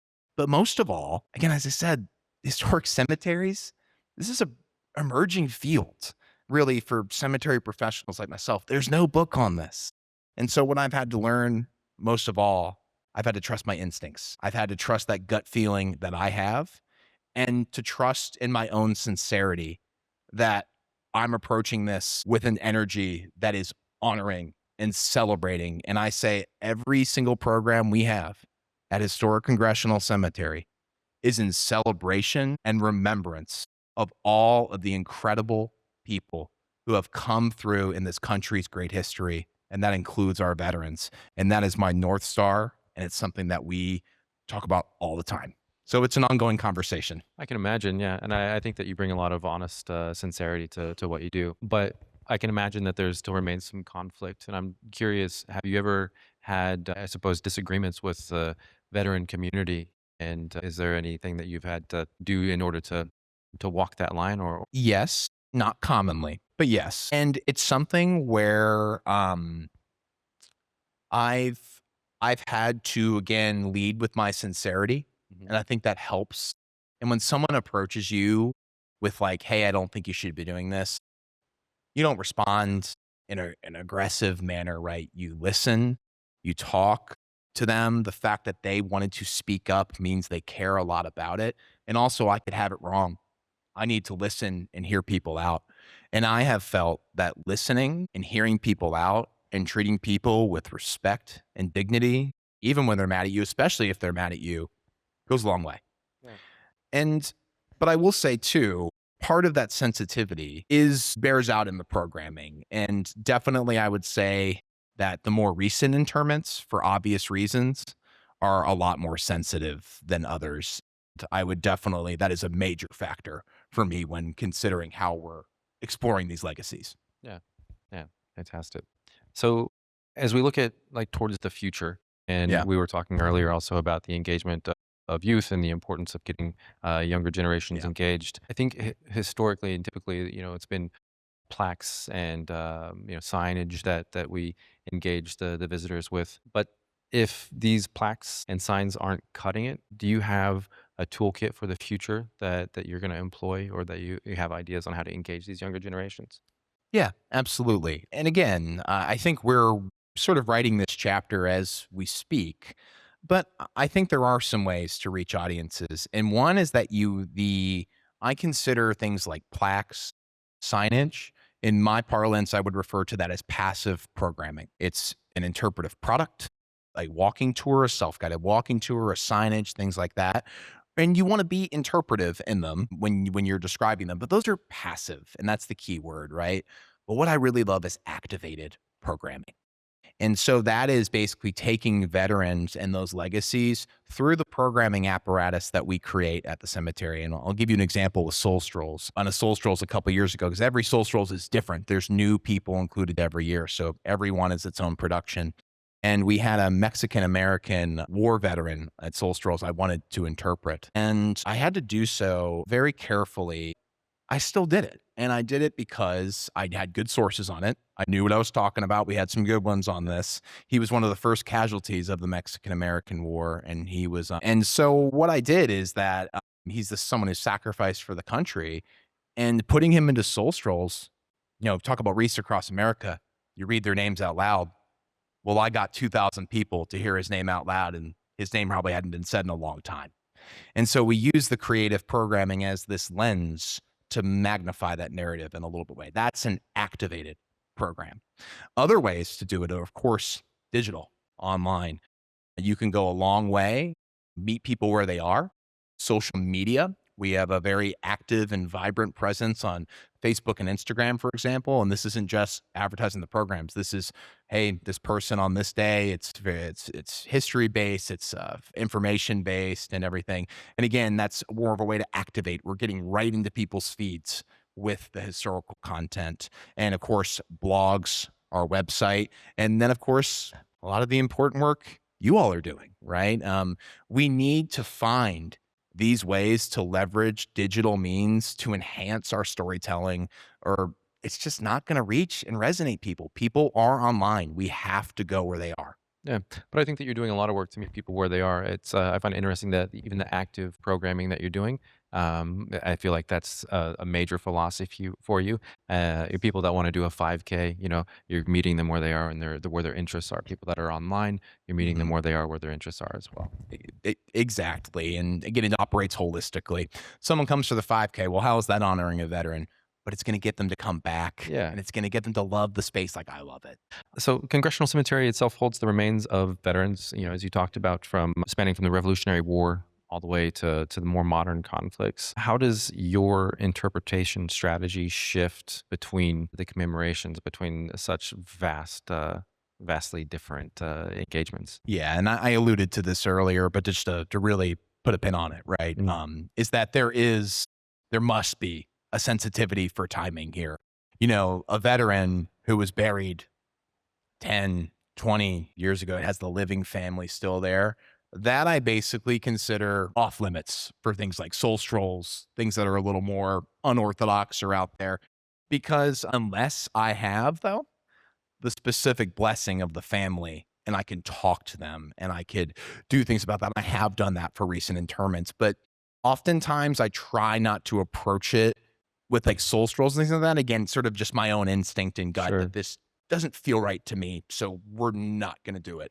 But for the older narratives where, again, I feel like people do not know this person's name anymore. There's no family, there's no anything like that.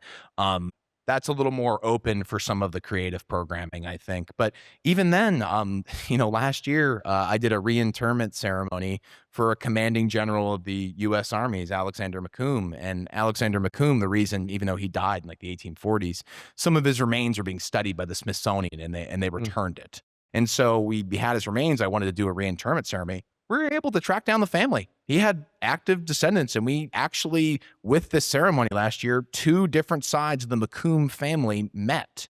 And so we were really able to, again, to try to involve the family. When we're talking about someone's final resting place, like you really do need to make an effort, a faith effort to engage the family when you're talking about someone's personal narrative.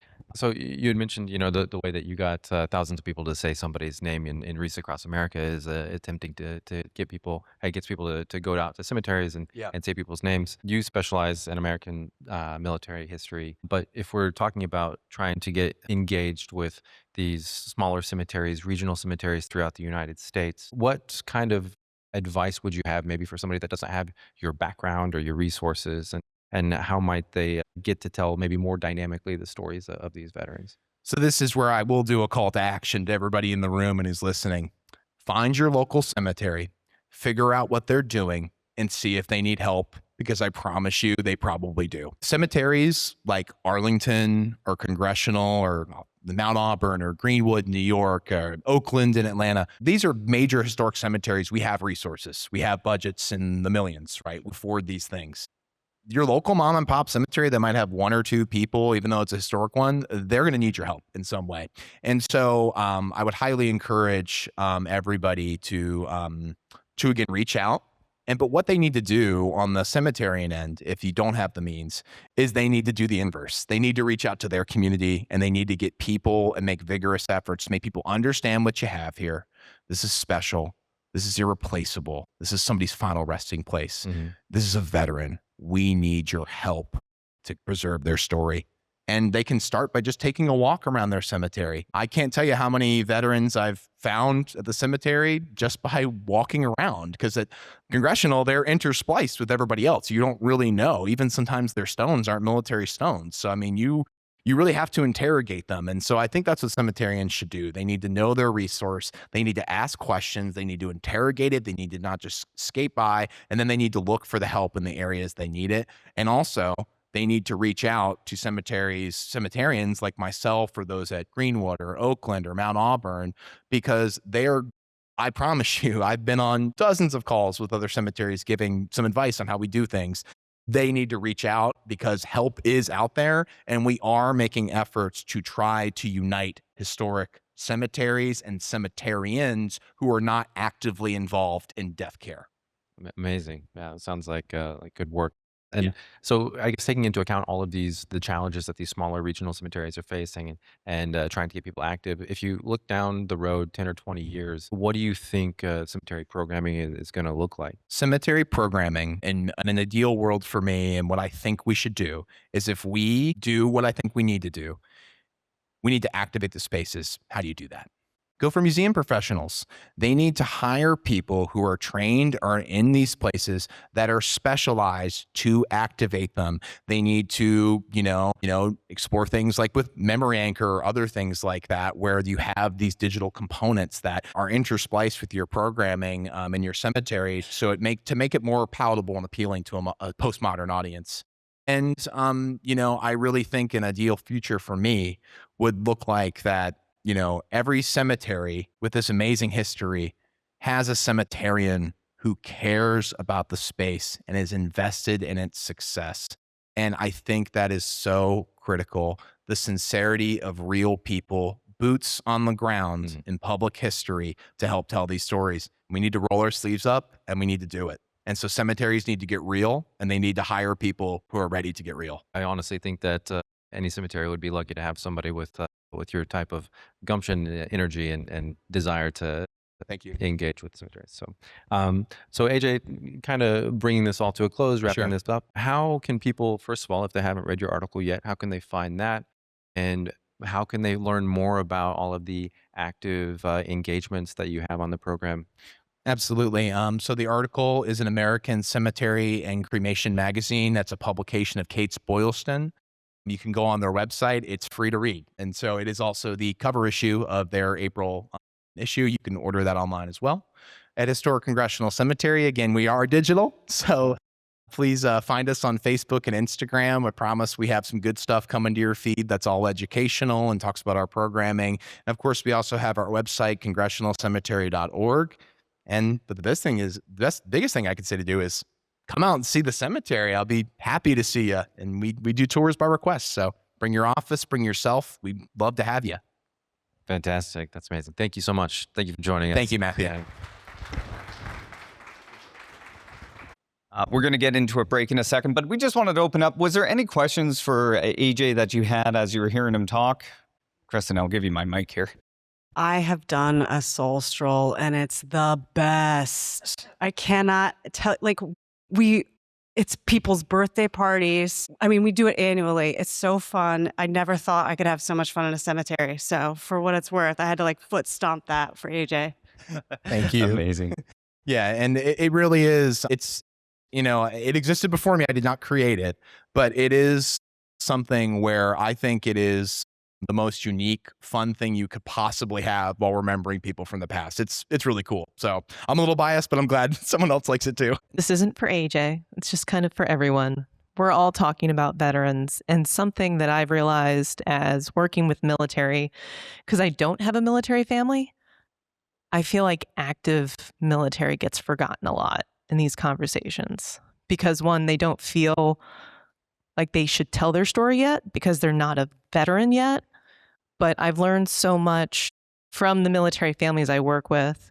My colleague is telling me about PCSing. Her husband is just getting transferred to Colorado Springs, which is great. But originally they thought they were going to Missouri. But wait, they're going to change to Colorado Springs. It's not till February. Oh, wait, it's actually in December. Oh, you can't leave with him because you have a child that's still in school. Oh, but wait, you can't move with him because of that. And then by the time you get there, he's already going to be deployed to Korea. So I feel like in addition to veterans, we also need to think about how to make that connection to active, to get their stories before they become a veteran, because it's so much more fresh. And it's also showing that appreciation while they're serving. Beautiful. The evolution of the experience. Thank you for sharing that.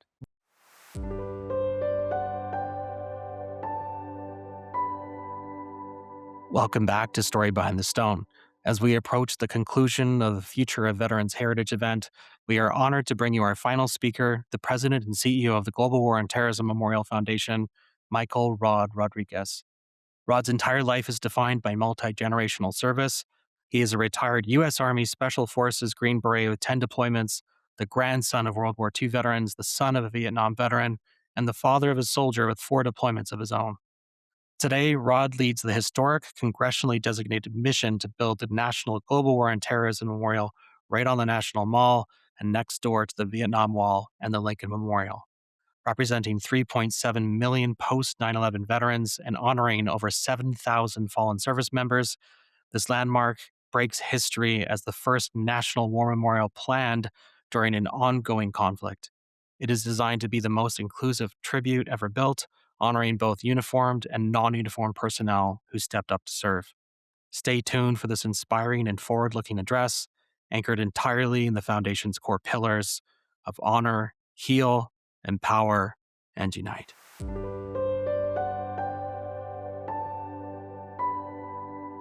I am truly honored to invite and introduce our next guest, Michael Rod Rodriguez, to close us out here today. I was talking to Rod earlier on how should I introduce you, and he just said, tell him anything. Tell him I'm a soldier. For some context, he is a soldier, but much more than that, he is just a driven man with purpose. He's the CEO of the Global War on Terror Memorial.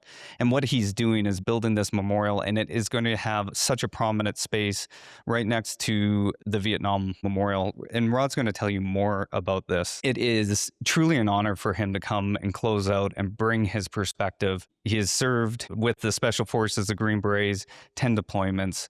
And the inspiration and the story and the presence that he brings is beyond words. I can't really do a just introduction. You're going to have to get to know the man himself. So I'm going to call him up here and you'll get a sense of what I'm talking about. Thanks, man. Well, I would like to kick things off and wish a hero of ours, a brother of mine whom I never met, Anthony Shine, who's buried in Section 60, not far from here, actually Colleen's father. A very happy birthday today.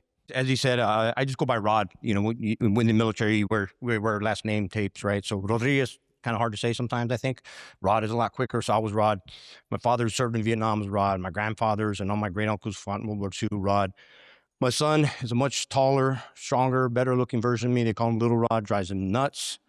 He's in the Army. And of course, you know, the mother of our three monsters is Mama Rod. She served for 21 years and deployed 6 times as well. So that's just Rod, right? And a little bit about my family history. As my homeboy from north of the border up there was telling you, I'm the president and CEO of the GWAT Memorial Foundation, the congressionally designated nonprofit tasked with building a national global war on terrorism memorial here in Washington, D.C. Now, if we had about 8 hours, I could give you a piece of the 24-step process to build a National Memorial Museum here in Washington, D.C. And I would definitely invite one of my colleagues, Mary Kay, to come up here and help me. So, but I won't go into that. You know, as a soldier doing what I did for a number of years, I consider it an absolute blessing to have served my nation and humanity in the capacity that I did. What inspired me to serve was, as I mentioned, my father served, and you know, apple trees make apples, right? You know, they never really talked about their service. Right, they never really did. I saw the pictures of them they're from way back in the day. These young men, and my abuelita's, my grandmother's house, and they never really talked about it much. But when they did, they never talked about war. And those of us that have stepped in that arena and stepped out, I'm not glamorizing it. Yeah, I was a sniper. I'm not going to tell you sniper stories. I'm not who I am. That's not how I was raised. But what they did do was they spoke about the men they served with and those that never came home, and they spoke about them with reverence and love. And these are incredibly stoic men. I grew up in southern New Mexico on the border. My family's from this portion of the United States. When it wasn't the United States, the border crossed us, right? Which was a blessing for us. So very stoic men, but they would speak, like I said, speak about them with love, and it impacted me as a young child. So I was like, well, I want to pursue that. I want to see what that. I want to grow my familia, right? I want to grow my family. So I did serve, and I was blessed to serve in the capacities that I did. I think I Forrest Gumped my way through my career and meeting some incredible people. But my first deployment, I joined the Army. I was in the Army, I think, 7 months. I had joined in 1992, and then into 93. I was about 7-8 months in, and they're like, our unit got activated, and they're like, hey, you guys are deploying to Somalia. I'm like, yeah, I finally get to deploy. And I'm like, where's Somalia? Like, where is that? I didn't know. And for those of you who remember, I think everyone's here long enough in the tooth to remember that what was going on at that point. It was called Operation Restore Hope.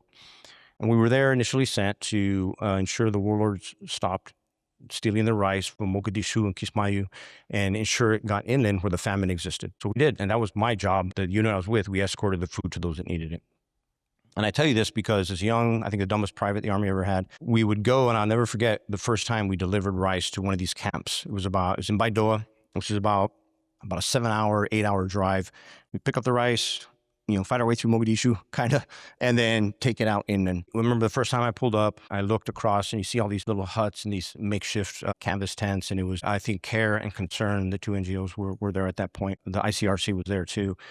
They were making sure to feed these children. And then I saw, like, it was hundreds of these huts. There was probably like over 1,000, maybe more people. And I saw them, and then as they see these trucks pulling up with the rice being escorted by the United States military, I see all these figures get up and start walking towards where they're going.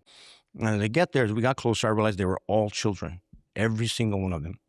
And, you know, the typical, everyone, as I say, famine, you know, people with distended bellies, less teeth, no hair, extreme malnutrition, you know, so the body does. But I will say this, you know, those are some of the most beautiful smiles I've ever seen in my life.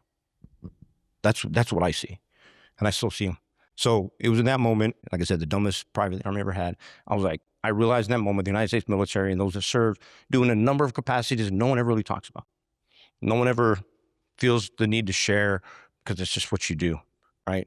Yeah, we hunt down bad guys and do what we got to do. We're really good at it. No one's ever been as good as us. No one's ever going to be, and we're going to keep getting better. But we also provide hope, safety, security, freedom, those that it was true oppression. I witnessed true oppression. I was like, I'm going to do this as long as they let me do it, right? Until they kick me out or I got blown up too many times and they kicked me out anyway. So I say that as a background for how my military career started, really what drove me. Again, blessed to serve in the capacities I did, progressed, went to selection, did all the other cool guy stuff that people see on TV and things. But that doesn't make me special. That doesn't make me different than anyone else here, right? And I think a lot of veterans feel the exact same way. We make different career choices, we do different things, but no one in the military, particularly for those that have seen combat, like I want to go to combat, like send me to combat now. That's not a choice. You choose a path and units deploy, some don't. It's just you do what you do, but you do it out of love of country, love of your family, love of self. And every time I've been deployed forward, I've seen that. And the thing that is common every single time I've deployed or even back stateside doing training and being away from home, missing more birthdays and holidays than I care to mention or I even remember, every one of us is committed to the mission. I know forward, for those of us that have worn the cloth of our nation before, if I'm standing next to someone, I can count on them. They say the same words I did, and I can count on them, and I take a bullet for any one of them. And I love every one of them, which is why I was really happy to wish your father a happy birthday today, even if I haven't met them. Right, that's a family. So that's where I came from. Now, fast forward to what I do today. I never, as a young kid, thought I'd be building a National War Memorial. Right? How did I get here? I don't know. It just ended up so happening. You know, I was presented with the opportunity to do this. You know, I joined the team. The foundation came together in 2015. I'll give you a little history on us. There were several veterans trying to do it kind of on their own. You know, building a national memorial on sacred space, the nation's front lawn, is probably one of the most difficult things to do if you want to build something. And those that have been involved in that can say, and building something will exist as long as this nation. I never realized that till I was talking to the Secretary of Interior, and I was giving a briefing and showing some stuff, and he stopped me and goes, "You realize what you're doing?" I said, "Well, yeah, I'm trying to." He said, "No, you're building something that will exist as long as this nation exists." I didn't. I'm looking at the 5-7 meter targets in front of me, trying to get to the finish line. So they came together in 2015. I joined the team in 2016, and in 2017, we introduced a piece of legislation to seek exemption from the Commemorative Works Act of 1986. Now, the CWA of 86 was written and stated that a war has to be over for a period of 10 years before a national war memorial can be built. I don't fault them for that at all. Why? Somebody be like, that's stupid. No, not really. It was 1986. You know, I mean, that was the thought. Wars are bookended. Wars happen for a period of time and they end. That was the perception or the belief at that point. So we introduced the bill in 2017. Swept through the House and Senate. President signed it in August of that year. And all of a sudden, this good idea fairy became a reality. You're like, oh, crap, how do you do this, right? How do you do this? The board turned to me like, hey, Rod, can you step in a leadership position? I'm like, I'll try. You know, at that point, my youngest son, my motivations to join this sacred mission was my son was getting ready to enlist. Mother of my children, she was still serving active duty at Bragg. We're Bragg people, airborne all the way, right? So that was my motivations. I was at home. I'd been medically retired, you know, this small 501c3 nonprofit, because that's the vessel to build all the stuff here, which I think is great. You know, the process, as I go through this, I hope I'm not throwing shade at the process. I'm glad it's this challenging to do this. It's a sacred space. So I'll try. So stepped in leadership 2018, and here's a little more history, some stuff that goes on right over there across the bridge. So in 2003, Congress deemed the reserve portion of the National Mall, which is what you would consider the National Mall, closed. They could deem it a finished work of art. Nothing new has been approved since 2003, had been. The outside area is called Area 1. There's an Area 2, but we don't need to go into that. Area 1. So I'll mention some memorials, some prominent memorials that exist in Area 1 right now. World War I Museum, Area 1. The Eisenhower Museum, Area 1, right? Those are two memorials that exist outside the reserve. Now here's some background about the National Mall. The most visited site, I think everyone can probably guess, in all of Washington, D.C. is the Lincoln. Next three are war memorials: Vietnam, World War II, Korea, and then MLK. So it's a sacred space. If there's a center of that for foot traffic and visitation, it's the Lincoln, and then everything else out there. This is not my memorial. I have a lot of experience in this, but I'm an expert, I'm an expert in my family service, but I'm not. So I sought out input from others, like, hey, where do you guys think it should go? If you think it's okay to be in Area 1, Okay, fine. I'll build it in Area 1. If you want in the reserve, I told them I have to go back to Congress to pass a bill that no one has passed. But tell me, that's my job. That's my responsibility. Everybody, even the lawmakers, the veterans in Congress that helped us get the first bill passed, are like, what do you mean it's not going there? Well, heck yeah, go pass another bill. I'm like, oh, it's that easy, right? Okay. So that's what I did. Started the process, met with the various agencies that exist that govern this space, which is another complexity. Told them, this is where we want to build it. They're, Rod, you can't. I go, well, I'm aware of the 2003 closure, but I know if I go to Congress and ask for this, then, they're like, Rod, this is 2008. And they were honest. I love everyone that works in this space because they're diligent. I know where they're coming from. They don't sugarcoat anything. I get beat up all the time. They're like, Rod, look, we're going to be honest. Like, everyone has tried. Everybody's failed. People with a lot more influence, a lot more money. Remember, I didn't have any money. Have failed. 10, 15 years, 10 minutes, it's still not going to happen. I said, well, I'm very open and transparent. I don't sneak around. I don't do, no. And they're like, okay, go ahead. So I tried. And so I effectively went back to work, passing what ended up being called in closed doors, the impossible bill. Like, this is never going to happen, but we'll support you. This ain't going to happen. It took 2 sessions of Congress, but then President Biden signed my bill into law. And then in 2022, I effectively overturned the apple cart in this space. Upset a lot of people, but I'm here to succeed in this mission. So during that process, those years of me doing that, I understood in the 24-step process, we'd get to the design piece. My job to understand my operational environment. It's one of the soft truths that I was used in the military. Special Operations Force truths, there's certain things you follow on. One of them is understanding your operational environment. So I took a deep dive. I'm standing on the shoulders of giants, all those that have built everything here in this beautiful city prior to me. It's all a matter of public record. If you guys want to spend some time, go and dive into that. So I read that and to understand my operational environment. And I knew that we'd get to design, but I always wondered how many Vietnam veterans, the very first National War Memorial built in our city was 1982 with the Vietnam Wall. As an artist, I got into art when I was in Walter Reed, just north of here. I got to choose art. And I found out that it's the purest form of communication. It communicates a thought, feeling, and emotion. It tells a story, and it's subjective. We can all look at a painting and I'll be like, man, that's beautiful. And we all can be like, man, that's crap. And we're all right. That's all civic art. So I wondered, even as a veteran, it would be impossible for me from an objective standpoint as a veteran or finding another veteran designer to design it. How can you do that as a vessel of the voice? And I don't know how many Vietnam veterans Mylan talked to. I have a cousin on that wall. So I wanted to be sure the voices were heard. So I took a very deep social, psychological, and anthropological view on what does memorialization mean to humans? What do we mean? What does it mean to us at our core? I don't know if anybody knows this, but the very first structure out after we built the fire pit, when we were living in caves, the very first structure mankind built were burial mounds. So our cave system in South Africa has caves, Neanderthals and Homo sapiens. They found remains of them, but in one of the caves, as you follow it, there's one of the caves that you'll go up in there, and there's a chamber. That's their cemetery, their burial mounds. So that's the core of who we are. And if you think about it, just take a step back, I would think one of the definitions of humanity. We're the only species on this planet that do that. So memorialization is at the core of who we are. So knowing all this, I decided to take a very different approach and look for a world-class designer that could step into this Shark Tank with me and design something with ability, credibility, and humility, with humility being the center pillar. Right? Nothing against artists, but I want to be sure an artist that would be involved and understand that it had nothing to do with them because it's got nothing to do with me. We found one. Concurrent with this, I created a design advisory council of our stakeholders because I wanted to tell the whole story of this incredibly complex and difficult to define war that people will dispute. If you ask 2 veterans, they're in here. What's the global war on terrorism? What's the global war on terrorism? You're going to get 2 definitions. But let's bring everybody back to the reality. So the Global War on Terrorism Service Medal, the Global War on Terrorism Expeditionary Medal have been awarded in the Caribbean, in South America, in the Pacific, in Africa, and the theaters you guys are probably thinking. This is a global war. At no point in time does anybody consider a named operation its own separate war. They call them wars, but they're named operations. Does anybody in here consider Operation Overlord, the D-Day invasion operation, its own war? No. Part of World War II, right? So I say that again because what we've been working on is incredibly complex. It's a complex war. How do I define this? Given the small percentage that has been fighting it, but I wanted to tell the whole story. For those of you that don't know, the very first KIA, combat casualty, wasn't even in the Army or Marines or Navy, Air Force, or he was a gentleman by the name of Johnny Michael Spann. He was killed November 25th, 2001, worked for the CIA Special Activities Division.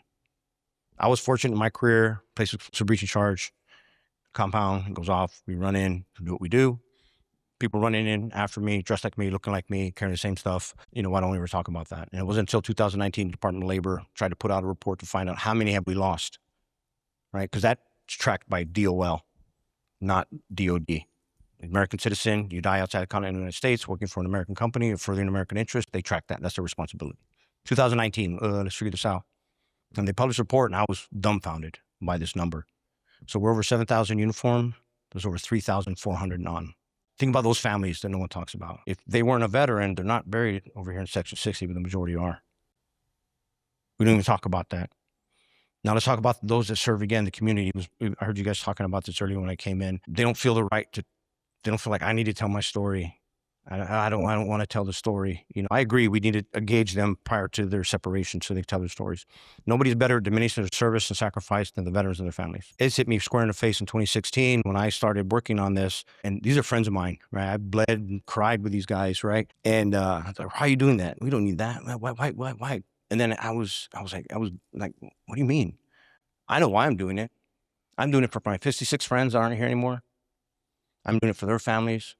I'm doing it for the families that have yet to give to this nation, because the war of terrorism is still going on, right? It's a little more kinetic now. It's going to ebb and flow, but it's still going on, whether people like it or not. I don't engage in policy or politics. I didn't write the policy that sent me to war, that went my children to war, my son to war. I talk about people and patriotism, my 4 Ps, right? So I wanted to tell the whole story. But in addition to that, I want to tell a story about the families, because the most difficult deployment for me was when I'm standing at Green Ramp at Fort Bragg. Green Ramp is where everyone deploys. It's the shoot shed. It's all ceremonial. They have the plane sitting right there, and and you give them that hug of hope, hoping it's not the last hug, and then you watch your loved one go into the bird. So I'm sitting there on Green Ramp. I had been medically retired. I'm standing there with Kelly, the monster's mom, Mama Rod, right? And she's still active duty. And we're watching our young 18-year-old 82nd Airborne Infantryman son deploy to the Helmand province of Afghanistan. One of the most inhospitable places on this planet. I've been a lot of places, and Helmand is he was going there to do the quick reaction force mission. He's going to fight. I know that. That's what he's going to do. There's always fighting. They throw infantry guys at it and hope for the best. So as I give him that hug of hope, as the patriarch of our family, I'm trying to present that strength, and I'm like, oh man, I'm like falling apart inside. And I'm thinking, maybe this is what my dad felt like when I deployed to Somalia, maybe in '93, and in my subsequent deployments in my career. And then I started thinking more. I'm like, there's no way my dad wouldn't know what that was like. Unless he watched me graduate airborne school and go fight the Viet Cong. Or my grandfathers watched my father complete his artillery training in Fort Sill, Oklahoma, and go fight Nazis who served in the Pacific. So I say that, and it's somewhat striking, but that tells you the length of this war, the complexities, but we also want to recognize the families, right? The 4 tenets that I wrote in 2018 when I stepped in a leadership position to keep me on azimuth, my North Star, first one being honor. So that white star you see right there is where this memorial will be built when we pass the impossible bill. Now, the second tenet I'm going to touch on, heal. Heal is a subjective term. It could mean personally.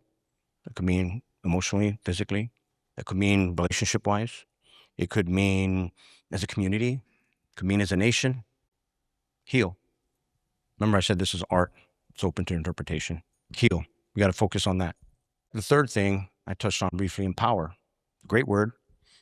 But I wanted those that have given so much to feel valued, to make them feel like their story mattered. Because, again, the people that are pushing back the most were those I was trying to honor. So I started asking the question.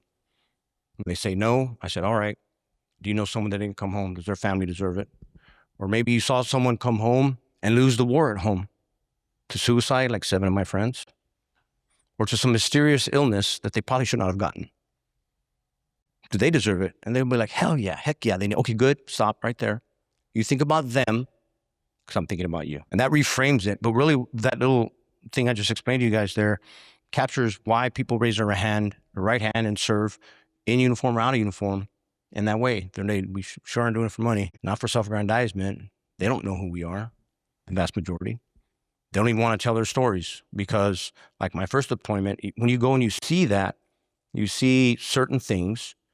I'm not worthy. How can I tell that? Look at these people that are suffering. So most humble people you meet are those that have seen the chaos, those types of situations. So I wanted to empower them. I wanted to bring their voices. So we had a 23-member design advisory council after we secured the artist to sit and listen as the vessel of the voice. I told them, I said, look, sit on your hands, put your pencils away. I need you to understand our population.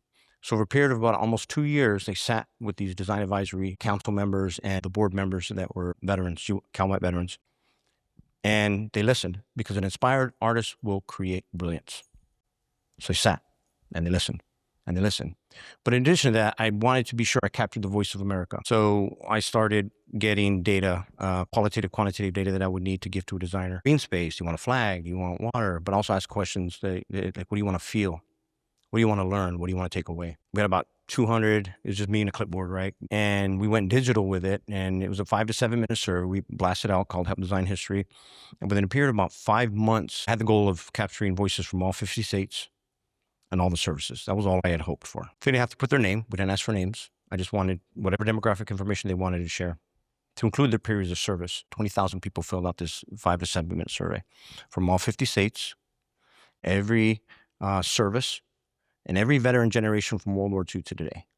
And what's beautiful is if you look at these things, it wasn't just checking the block. There was some substance in there. They all sound the same. So that shows the love for those. So I wanted to bring that here, the voice. So those that do serve, those that have given so much, and those that we've lost and their families will feel valued. I think the greatest asset we have as humans are those that are willing to step forward and serve in some capacity. And if we have those that are willing to put their lives on the line, I mean, we wouldn't be here. And that's what creates this bubble that allows us to have opportunities like this. But a bubble is fragile. We need to make sure we respect the bubble, honor it, but we have to understand how important that is, even though we can see through it, right? So if someone is seen and heard, they're going to feel valued. If someone feels valued, I know what they probably won't do is take their lives. I look to history, the shoulders I stand on, to figure this plan out. And what you guys are hearing this plan laid out is written on my whiteboard I wrote about 8 years ago. Contingencies all over the place, right? But if we think about the Vietnam Memorial, that when it was built historically, the 3 soldiers weren't part of the initial design. That was somewhat of an afterthought or an addition to.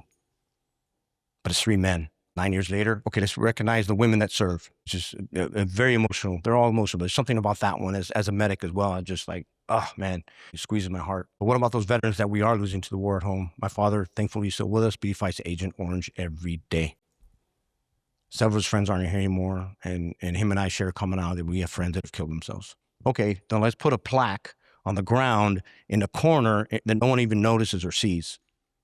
4 different efforts. I just wanted to do it all at once, to recognize and honor everyone that has served, but to show the commonalities between us all. And I'm going to share a design element with you guys. Like I said, I took a deep dive on this. So some of the earliest recorded evidence of man are footprints. There's some footprints in New Mexico, and they tell a story. So when you guys do visit this memorial, you'll be greeted by footprints. These footprints are going to tell a story. You're going to see footprints. You're going to see women's footprints, and then you're going to see boot prints. But there's going to be a differentiation. There's going to be steel inside those footprints, depicting the weight of war. And there's several sets of footprints that we're going to have, but then you're going to see if the footprints stop and they're steel, we lost them at war, male and female. But you're also going to see families walking side by side. And then the family keeps going.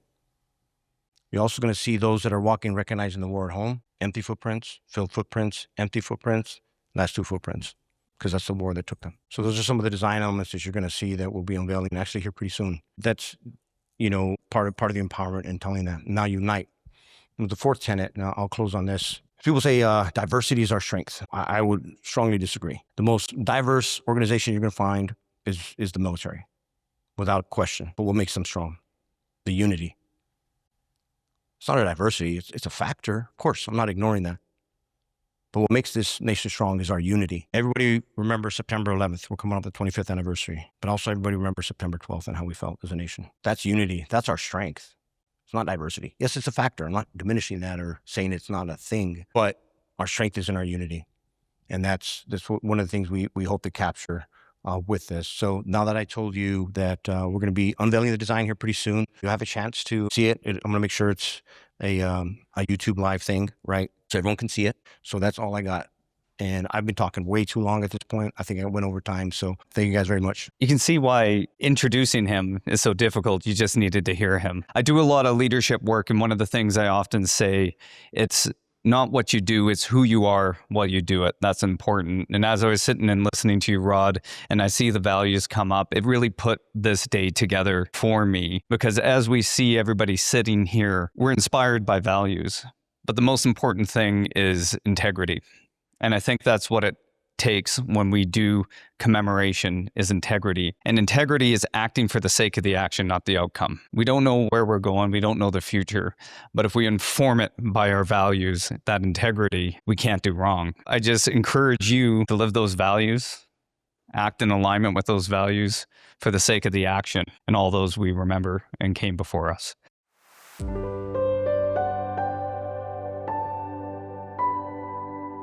Thanks so much for tuning in. Story Behind the Stone is available on Apple Podcasts, on Spotify, and on the Wreaths Across America Radio Network, on iHeartRadio, Audacity, and TuneIn. Just search for Wreath. We air every Thursday at 10 a.m. Eastern on the Wreaths Across Radio Network. Thank you for tuning in.